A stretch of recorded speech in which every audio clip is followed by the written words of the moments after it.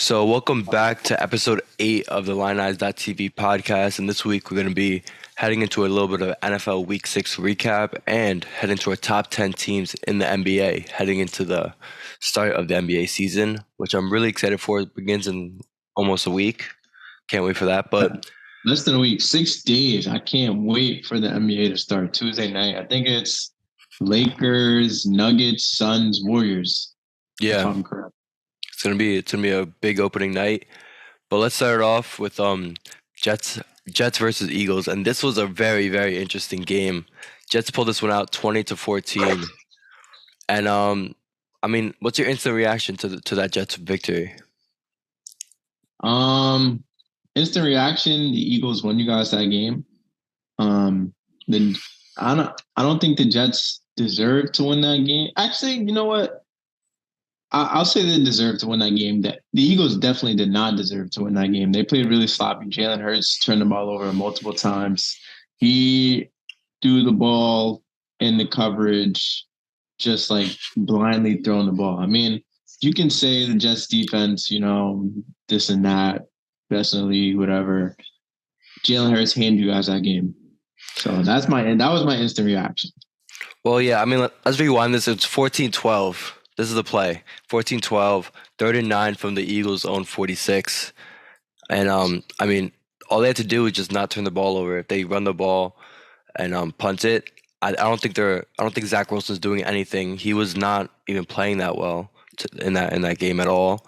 Um, But it was really this Jets defense, like this Jets offense. They were over 3 in the red zone and 2 for 11 on third downs. Like if you run that ball and you punt it to the Jets, that Eagles defense is stopping Zach Wilson from driving down the field. So I don't know why they even decided to throw that ball, and that's just an indictment on their coaching, because like we see with their offense, like they're still like so talented, but something's missing.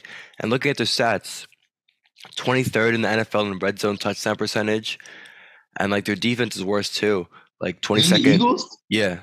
Like the 23rd in red zone percentage. red zone touchdown percentage. So when they get in the red zone, they're 23rd in the league Damn. in converting Yeah. that into a touchdown. So like stuff like that, like they're still top in the league in like the raw stats like yards and all that stuff. But Yeah. that's a big stat. Like converting like into touchdowns, they're not doing that at the same rate they were doing it last year. And that has to do with the coaching. Their coach changed. So and that's Yeah. I mean, yeah. I don't know. I'm sticking by like what I've been saying these past few weeks. I mean, we saw it in the Bills game versus the Jets. We saw it in the Chiefs versus the Jets. We saw it in the Eagles versus the Jets. Teams get overly aggressive when they play you guys because they're not taking you guys serious. Zach Wilson is your quarterback. Teams are not taking you guys serious, so they tend to just throw out the game plan. We're gonna come in here and we're gonna stomp you guys out, and that's not what happened. I mean that's their mistake because this Telling you, defense is telling you, for teams real. just take you guys lightly. No, it is. It is. This defense is for real. Like, look, It is their mistake. I'm not saying. I'm not saying it's yeah. not. Josh Allen only had 1 touchdown, 3 picks. Mahomes 1 touchdown, 2 picks. Hurts 1 touchdown, 3 picks. Exactly. Like, I mean, the only thing about this Jets team is like we're 3-0 when we force 3+ turnovers, 0-3 when we don't. So we're super reliant on this defense. Zach Wilson is still bottom in the league in most stats, and like especially on third down conversion and touchdown percentage in the red zone. So we're not converting points. We're super carried by his defense, and that's concerning because I don't know how that's going to change. Like that defense is going to be there. It's going to be really elite, but we're going to get into games where that defense isn't going to be able to create turnovers and create points on their own, and that offense is just going to not be able to carry us. And I don't know how good this team is going to be because this offense is really going to be handicapping them. So Yeah. Yeah. like I'm just trying like I love the Jets and I want to be I want to be optimistic with Zach Wilson, but for being for real, like he looks statistically he might look a little bit better, but he's still one of like the league's worst quarterbacks. For sure. But I mean, at least he doesn't like completely suck Yeah, anymore. yeah, he's not losing the game as much as he was before. Right. So moving on to another team that is not playing the best, Giants 9, Bills 14, and this was an ugly, ugly, ugly game. Heading It into was this, yeah. it No, go was ahead. it was Bills. I mean Giants plus 1200. I almost took it thinking about it. Bills were like 15 and a half point favorites. It was like insane. But Yeah, that this was a game was trap. nothing like what Vegas thought it was going to be. So, what do you think happened? I mean, it was an ugly game, but I mean, it was like wildly entertaining at the same time. Like it was still entertaining. I mean, it literally came down to the very last play of the game, and the Giants were winning 9-7 in the fourth quarter. Um, yeah, I mean, Tyrod Taylor did his best. Our defense kept us in the game. Uh, Again, the Bills aren't playing their best football, but I was proud of the Giants of like how we fought and how we were able to like keep it a game until the very last play. That was most definitely a holding call on Darren Waller, which should have been another flag, should have been another play, and then we probably win the game. But like we said, Giants plus 1,200 favorites. They weren't going to allow them to win. I mean, I feel like the Bills won this game by 1 yard. By 1 yard, they won this game. So it's like they barely squeaked this one out. I was rooting for the Giants because the Jets won, so it would have been good for us. But this Bills team, it looked like after that Miami game, they kind of just went into autopilot. They beat Miami, figured, oh, we got this division wrapped up. We're better than Miami. Went into autopilot and like just have not been playing the same. And like we see how good they are when they really, really put it all together, like against Miami. But too often they have games like this where they just don't show up, and it just for a team with championship expectations, we've been saying this a lot on this podcast. This is just not good enough. Too inconsistent. Like 20th in giveaways per game. They turn the ball over too much, and it just like it's the same problem as this team that we've been seeing for many many years, and it just keeps on happening. So I don't even know what to say with the Bills at this point. I've been said it. So Yeah, I mean that's a whole another story. The Bills have a lot to figure out. I still have hope in the Giants. These next few games can be huge potentially. Like all one-win games. We play the Commanders coming up this Sunday. Play the Jets next week, should be a win. Play the Raiders. Play wait the a Raiders after second. that. We play the Raiders after that, should be a win. Then we have the Cowboys. Hopefully, at that point, we build some momentum. Daniel Jones, gets his rhythm back a little bit. That could be a win. Commanders again, beat them twice, and then the Patriots. We can very easily be what 2-5, 3-5, 4-5, 5-5, 6-5, 7-5. The That's next you. 6 weeks. If the Giants just like go undefeated, I don't know. I don't. That's the way. I can see it. I'm telling you, man. Don't think I'm crazy when it happens. I'm picking against the Giants this week too, so we'll see. All right. So Bengals 17, Seahawks 13. What'd you think of this game? Yeah, so Bengals are slowly getting their mojo back. I thought that their defense came up huge for them. They were able to force turnovers on Geno Smith, and they come up with that big stop on fourth down to end the game. We said it. I'm not sure if it was last week or a couple of weeks ago. But they said it. They got these. Yeah, it was a couple of weeks ago when they were playing the Cardinals. We said if they got these 2 wins, they were sitting at 1-3. Beat the Cardinals, beat the Seahawks, and now they're back in action. They got a little momentum heading into their bye week, and then they play the 49ers. So we'll really see what they're made of. And I can definitely still see them winning the AFC North. I still think that they're the favorites, in my opinion.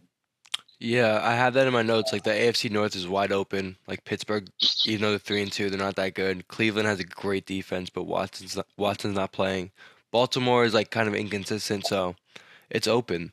And after the first two touchdowns, though, the Bengals only scored. Only had 89 yards in the next 8 drives. So that offense needs to be a little more consistent.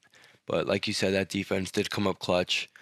Like there's one stat: Seattle had five trips inside the 10-yard line on the Bengals and only scored 10 total points from that. So the Bengals defense came up really big in this game and really won them this game. So that was good to see. So Yeah. I guess moving on to the next one, Browns 19, 49ers 17, and this was another ugly game. Niners were missing three stars: Trent Williams, Debo, and C-Mac, but somehow Brock Purdy put them in a position to win it at the end. They lost on a 40-yard field goal, and it just, I mean, you can't even blame Brock Purdy. He put them in a position to win it. So Yeah, I mean, they Chris McCaffrey, Debo Samuel, they both got injured. So I mean, it's going to be tough for the 49ers if they are out. It's going to be tough for the 49ers to score. So I'm not surprised that they weren't able to really like put up any points because those are their two best offensive weapons. I would have loved to see George Kittle get involved though. He was not involved in the offense at all. I mean, Chris McCaffrey and Debo both got injured. I feel like he should have seen more targets. I know Brandon Ayuk was the one receiving most of the targets and receptions, but you got to get more people involved. So I mean, I want to see that out of Brock Purdy.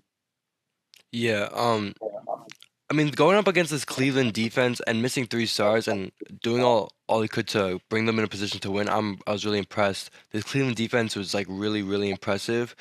First in yards allowed per game at only 200. It's insane. First in like in opposing percentage third down conversion. So they don't allow people to convert third downs, and they've only allowed 77 points the whole season. So this defense is very very very good, and I mean, like I said, Brock Purdy put them in a position to win. Like even though he didn't play great, missing 3 stars, it was a weird game, and but they had a chance to win. It was a 40-yard field goal. It wasn't even like it was a 60-yard. It was relatively close, and they just couldn't pull it out.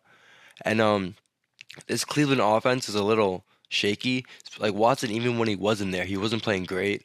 Without Chubb, like I'm not sure what I see from this Cleveland offense. So that AFC North is open. They have a chance to win it with the Bengals and Ravens, but I'm not sure. I don't even know who the best team is in the AFC North right now. Yeah, I mean, I still don't even like the Browns to be honest. Even with Deshaun Watson healthy, I still don't even like the Browns. Maybe if they still had Nick Chubb, but right now this team is just ugly. Yeah. Next segment, heading into the picks for next week. Last week I went 2 for 3, so I almost went 3 for 3. The only one I put money on was the one that lost. So that of course that happens. But I had Patriots +3 at Las Vegas. They lost it on a last minute safety. Literally, I was watching the game, less than 2 minutes left. Patriots they were losing by 2, and I thought they had the cover. Then a last minute safety, like all they had to do is block, or Mac Jones throws the ball away. It just Yeah. Let that be a reminder to never bet on the Patriots ever again. yeah For the yeah rest of for the sure. season. Lions -3 at Bucks last week. That was a lock, and Dallas -2 at the Chargers. That one hit. So 2 for 3, almost 3 for 3. It was a good week. So Or yeah, I went 2 for 3 as well. I had Bengals -2.5 versus Seahawks. I had Lions -3 at home versus the Bucks. Then I had the friggin' Eagles -7 at all against the Jets. right. So you want to start this week off then? Yeah. So starting off Thursday night football, I have Jags +1.5 at Saints. Thursday night football. I think the Jaguars should win this pretty easily. I'm not sure why they're not favored, but yeah, that's a bit concerning. But I still think that they'll win this game. So +1.5 at Saints Thursday night football. Next, I have the Rams -3 at home versus the Steelers. I think the Rams are getting their mojo back a little bit. Their defense is still a little bit concerning, to be honest. They're not forcing any turnovers, which I don't like. But the Steelers are not a good football team. So I think that the Rams should win. It's encouraging that Cooper Kupp is back and Matthew Stafford is able to throw the ball to him again. But I remember the last time I bet against the Steelers, they blew the lay because they beat the Ravens, which was insane. Number 3, I have the Buccaneers -2.5 at home versus the Falcons. Buccaneers So yeah, -2.5. yeah, Okay. should be a lock. All right. Do you have any of those 3? I have actually have the Falcons on the other side of that one. The Oh, okay, Falcons interesting. +2. The Falcons +2. Okay. I don't know how to feel about that one, I mean, but we'll this one see. I was thinking for this week. I was thinking about some of those games that you chose. I was thinking about some of the other games. It was tough, but I was thinking I had the Falcons early in the year winning the division. They're going up against Tampa Bay Buccaneers. So if my earlier prediction is correct that the Falcons are going to win the division, they need to win Dude, this Desmond game. Ritter is a trash can, bro. But the He's rest a of trash can. so are the Bucks. Like I mean, the rest of the team on the Wait, Falcons. The Bucks are three. Well, Bucks are 3-2 right now. Baker Mayfield, he's not the best quarterback, but I mean, taking Baker over Desmond. yeah, I will too. But the Falcons' running attack is still really good. Still have a good offense. So That's true. I think they'll win this one. +2. I mean, just don't lose it by more than 2. I think they could cover. That is the idea. So next up, I got Washington -2 versus the Giants. Washington just loves these division matchups. All they have to do is win by a field goal for this one. I like the -2 number. So I don't think this is Washington versus Giants. Both teams. I mean, I have a lot more faith in the Commanders right now than I do the Giants. They've been playing better. They've been looking better on both sides of the football this year. So, and it's in Can't division. argue. I'll take the Commanders. But let me ask you this: if the Giants played the Chicago Bears on Thursday Night Football, are they giving up 40 points and losing by 20? I don't think the Giants would do that. I If don't I'm think being so. honest. But I mean, the Bears have maybe something switched off with Justin Fields. He has been looking better these past couple of weeks, but He just got injured and they just got blown out. yeah, it's still the Bears. Still the Bears. All right, next team up, I got Lions +3 at the Ravens. I still think the Lions are one of the best teams in the NFL. +3 underdogs heading into Baltimore. I think they'll pull this one out. They're one of the most complete teams in the NFL. Ravens still a little inconsistent. I still don't trust the wide receivers too much, and I just think the Lions are just too good of a team. So Lions +3. That's gonna be a fun game, Yeah. especially because it's in Baltimore. It's gonna be a good game, I think. But I like it though. I think the Lions win too. All right, heading in to our top 10 teams in the NBA. Yes, the moment I've been waiting for, bro. This one took a lot of thinking. I'm so excited. Yeah, it Took a did. lot. It really did. I would say might not be the top 10 teams on the opening night, but I think looking back on this list at the end of the season, it should be pretty good. So that's my I goal don't with know. this list. I think mine is like. I think it's more centered around the start of the season, but I mean, I should hold up. Yeah, So many Western Conference teams in my list, bro. there's a lot. There's a Yeah. lot. All right, do you Yeah. want to start or do you want me to start? I kind of want you to start. I want to hear what you got to say. Okay, I'm down. All right, so let's begin. The number 1 team in the NFL, they're defending champions, Denver Nuggets. Got the best player in the league still, proved it last year, and I feel someone's going to have to knock off Jokic in that team to beat them. They're one of the most complete teams in the league. The core stays mostly the same, minus Bruce Brown. And unless Jokic pulls up overweight and uninterested in basketball, I don't see who's stopping him. He's literally one of the most unstoppable forces in this league. The best player in this league, in my opinion. Clear number 1 team is the Denver Nuggets. Number 2, I got the Milwaukee Bucks. I love this Dame edition. I love it. Making Dame make some favorites in the East, in my opinion. Losing Drew Holiday on the perimeter defense might be a little concerning, but I think Dame's offense will make up for it. And they still got Giannis and Brook Lopez inside to defend the paint. And Middleton taking a lesser role on offense is going to be great. He could be more efficient in that role, less pressure on him. And the only thing about this team is the depth, but they're really top heavy. But once you have Giannis and Dame, who's stopping that in the playoffs? Who's stopping that in the East? So, next up, number 3, we got the Phoenix Suns. We got the Phoenix Suns at 3. Almost had the Celtics at 3, but nah, Suns.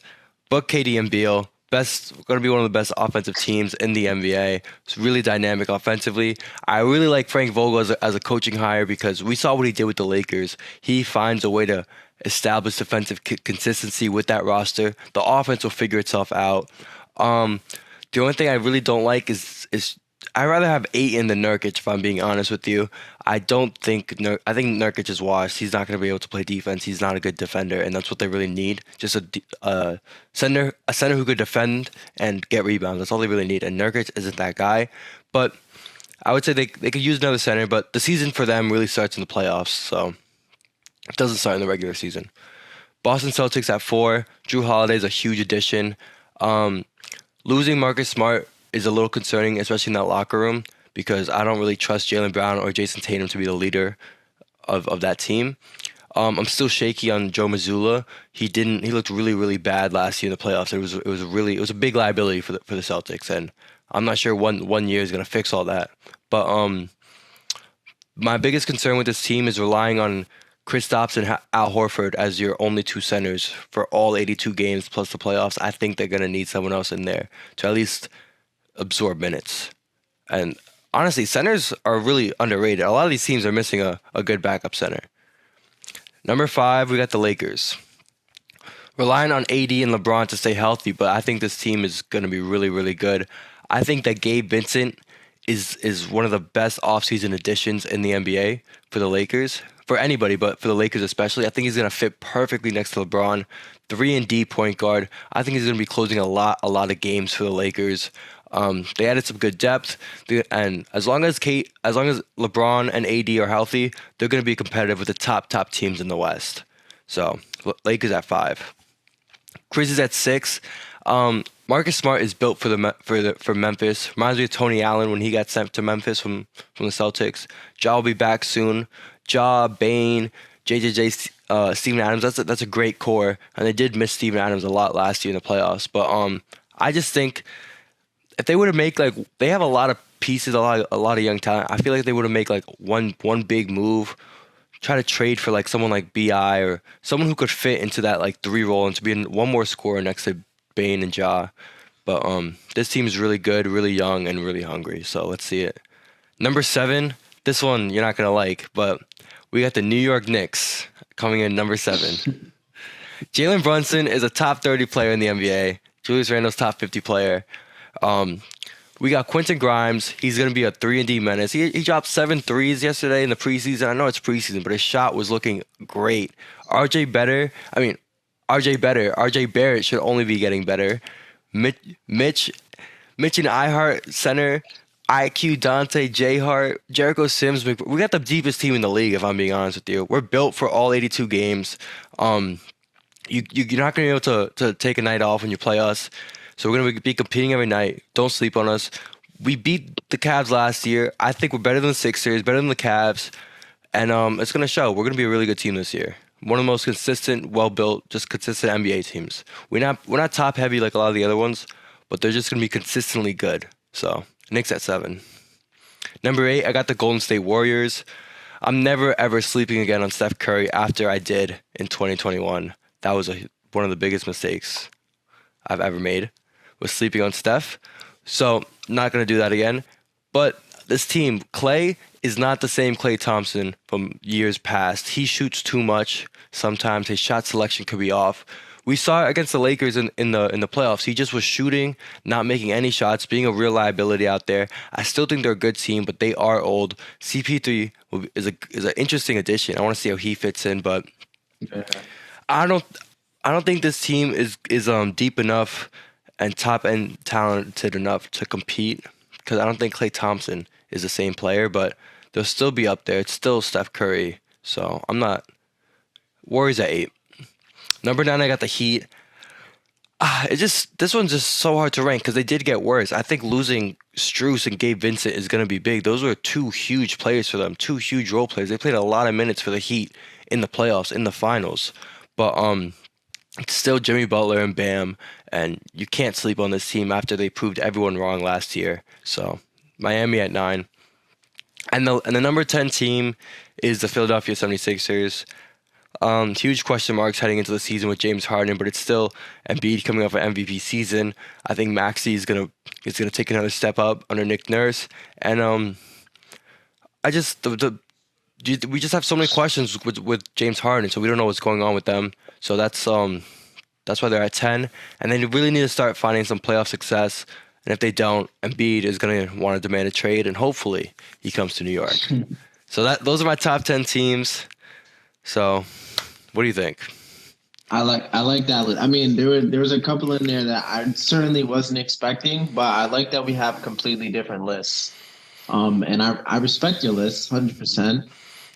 Let's hear Um, it. yeah. So, okay. I'll start with number one. So, number one, I have the Boston Celtics. Mm. I really love the addition of Drew Holiday, and Porzingis. I just think that the team God. is complete. I think that Porzingis, is that not his nickname? That's his nickname. Bro, I've he's called him not a that ever god. since. Ever He's not since a like god. he's nice. He's nice. Don't sleep on him. He had a very good season, a very quiet season last year with the Wizards. Um, so yeah, I have the Boston Celtics at number one. Number two, I have the Denver Nuggets. I'm concerned about them because they lose Bruce Brown, they lose Jeff Green, and guys are gonna have to step up. I mean, we did see it last year with Bruce Braun. I think that was his name. With Braun stepping up, he played a big role in their championship run. But I mean, you lose two key bench players. More guys are gonna have to step up. I still think that they're the number two best team in the league, just because of Jokic and Murray. So we'll see how that plays out. Number three, I have the Phoenix Suns. It's just too much talent. It's just too much talent, you know. And they added a lot of depth. They added Grayson Allen. They added Eric Gordon. So they had a pretty active offseason. You know, obviously Bradley Beal came over. So I just think that team will take another step forward, and I think that like their continuity will build throughout the season to the point where they'll be able to compete like with the best teams in the league. So they're at number three for me. Number four, I have the Los Angeles Clippers. Whoa. I know it sounds like a broken record. Yeah, I know it sounds like a broken record, but a healthy Paul George and a healthy Kawhi Leonard, I still think that that's a very scary duo for the league. And Russell Westbrook has really like fell into like a great role with the Los Angeles Clippers. So I think that they're also more of a complete team. You still got Zubac. You got Bones Highland. You have Marcus Morris. I don't know what's really going on with Marcus Morris, but nonetheless, like I like their starting five a lot. They have Terrence Mann as well. So I still think that that's like a team to be reckoned with. I like their chances. Number five, I have the Milwaukee Bucks. I just was not a fan of that trade, man. I just was not a fan of that trade. I mean, you still have Giannis. You add Dame. The only thing that worries me is like spacing. I don't know how they're going to be able to space the floor. And I don't know. I just can't see that duo working like people think it's going to work out. I just can't see it. But just because that they have Giannis and they have like their core of, you know, Brook Lopez and Chris Middleton, I think that they'll still be a solid team. Number six, I have the Los Angeles Lakers. I think personally that they had the best offseason out of all the teams. They were adding players left and right. I mean, Gabe Davis, Jackson Hayes, Taurean Prince. They got Rui Hachimura last year at the deadline. Like they're actively making, you know, moves to get better. So I think that the Lakers are the sixth best team in the league, and obviously you still have LeBron James, you still have Anthony Davis. Hopefully that they stay healthy. You just signed Austin Reeves to contract extension. I think that this team is gonna, you know, they'll play well together. Number seven, I have the Warriors. Steph Curry, Klay Thompson, Draymond Green. As long as they're together, they'll be fine. I mean, there's really, you know, there's not much to say about that. The Warriors have proved it year in and year out. Number eight, this was honestly the hardest one for me because it's much like you said, you just don't know what to expect. I have the Philadelphia 76ers at number 8. You just don't know what to expect. I really think that it's time for them to move on from James Harden. It's just too much drama. Like, it's too much. And I think that they'll be fine without him, honestly. Like, I think Tyrese Maxey is better than him at this point in Harden's career. I think that Maxey is better than him, and he's ready to step into that role. I don't know who they would, you know, package a deal with to get Harden out of there, but something's got to happen. I hope it doesn't go to the Clippers, though. I know, like, that's the team that everybody's been talking about, just because I don't want to see Russ, get moved into. I'm a big Russ fan, and I don't want to see Russ get moved into a worse situation. Like, he's in a very good spot where he is right now. I don't want to see Harden go to the Clippers, and I don't even think it'll work anyways with Kawhi and Paul George. Like, Harden should just kick rocks and just go somewhere else and just rot the rest of his career. I'm over him, bro. But yeah, Sixers at 8. Joel Embiid is the reigning MVP. They'll be fine. Number 9, I have the New Orleans Pelicans. I've been saying this for a couple years. A healthy Zion Williamson, the Pelicans can compete with any team in the league. And that is a fact. We saw it in that opening round series against the Phoenix Suns. I mean, they tested them, and that was without Zion Williamson. And they still have CJ McCollum. They still have Brandon Ingram. They still got Jonas Valanciunas, Trey Murphy, Jose Alvarado. Like, that's a good team. That's a good team, and they were playing well last year. They were like first in the league, first in their conference before, and then Zion went down, and then they dropped. Yeah, I mean, I wouldn't be surprised. Like, honestly, if we were to go over our top 10 teams in the NBA again, like in a couple months, I wouldn't be surprised if the Pelicans are like number 5, if they like crack my number 5. Like, that's how good I think that they can be, honestly. Whew. And now, number 10, for my 10th best team in the league, and this is genuine, coming from my heart, the Oklahoma City Thunder. This is genuine, bro. I truly believe that the Oklahoma City Thunder are a top 10 team in this league. They are a well-oiled machine. They're well coached. These guys love playing together. They play hard. They play hard defense. Like, they just play hard on both sides of the floor. Like, you can't be an NBA fan and not support the Oklahoma City Thunder at this point. Like, yeah,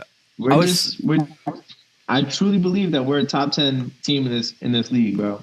I was thinking about putting them here. I had them like on the bubble of the top 10. I just think they're too young to, they're going to be really good. They're going to have a lot of great moments. That's understandable. But I think they're too young to win 45 to 50 games this year, and they're going to be really reliant on young players who might get hurt, who may not play super consistent throughout the whole year. But I think they're building something really, really special down there in Oklahoma. So yeah, I hate like putting a ceiling on our team because, I mean, first of all, every year I put a ceiling on them, or like at least these past few years, like post Russ era, they've exceeded expectations. So I'm not going to do it again this year. I'm just like super excited to see them hoop, bro. I love watching them hoop. Such a fun team. If you're an NBA fan and you actually like to sit down and like pull up crack streams or buff streams and just watch NBA games, watch the Thunder play. I'm telling you, you're gonna fall in love with them. It's Josh Giddey loves to pass. Chet is gonna do some crazy things. Shai is just everybody is so selfless, bro. Our whole team is so selfless, and then Shai is just, dude. If you want, and again, if you want to like actually learn how to hoop, Shai is a bucket. Like, that man is a bucket. Our team is so tough. So I mean, I like that our lists are different. We're definitely gonna have to check up on this halfway through the year, after the year, see how the season plays out. But what were some teams that were like on the cusp of the top 10 for you? Clippers for sure. Maybe the Clippers weren't in your list. No, the Clippers are not top 10. Clippers. I was thinking about putting the Kings on there, Thunder, Me too. I was thinking of putting the Kings on there. but The only reason why I didn't put the Kings on my list is, well, first of all, they got bounced first round, even though they put up a good fight.